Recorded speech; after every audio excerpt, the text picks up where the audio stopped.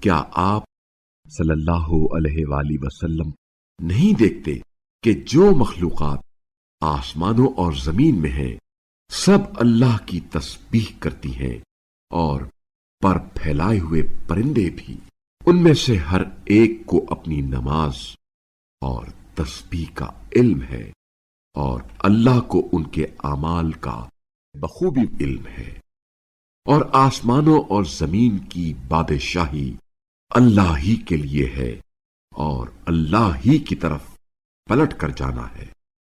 کیا آپ صلی اللہ علیہ وآلہ وسلم نہیں دیکھتے کہ اللہ ہی بادلوں کو چلاتا ہے، پھر اسے باہم جوڑ دیتا ہے، پھر اسے تہ بتہ کر دیتا ہے؟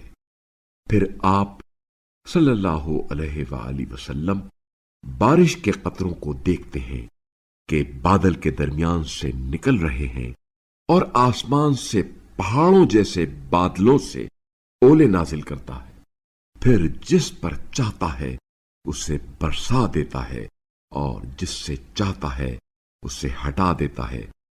قریب ہے کہ اس کی بجلی کی چمک نگاہوں کو ختم کر دے۔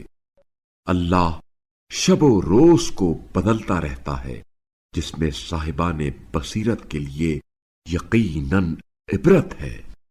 اور اللہ نے زمین پر چلنے والے ہر جاندار کو پانی سے خلق فرمایا، پس ان میں سے کوئی اپنے پیٹ کے بل چلتا ہے، اور کوئی 2 ٹانگوں پر چلتا ہے، اور کوئی 4 ٹانگوں پر۔ اللہ جو کچھ چاہتا ہے پیدا کرتا ہے، بے شک اللہ ہر چیز پر قادر ہے۔ بتحقیق ہم نے حقیقت بیان کرنے والی آیات نازل کی، اور اللہ جسے چاہتا ہے صراط مستقیم کی رہنمائی فرماتا ہے۔ اور یہ لوگ کہتے ہیں ہم اللہ پر اور رسول پر ایمان لائے اور ہم نے اطاعت بھی کی، پھر اس کے بعد ان میں سے ایک گروہ پھر جاتا ہے۔ یہ لوگ مومن ہی نہیں ہیں، اور جب انہیں اللہ اور اس کے رسول کی طرف بلایا جاتا ہے تاکہ وہ ان کے درمیان فیصلہ کر دے، تو ان میں سے ایک فریق منہ پھیر لیتا ہے، اور اگر حق ان کے موافق ہو تو فرما بردار بن کر رسول کی طرف آ جاتے ہیں۔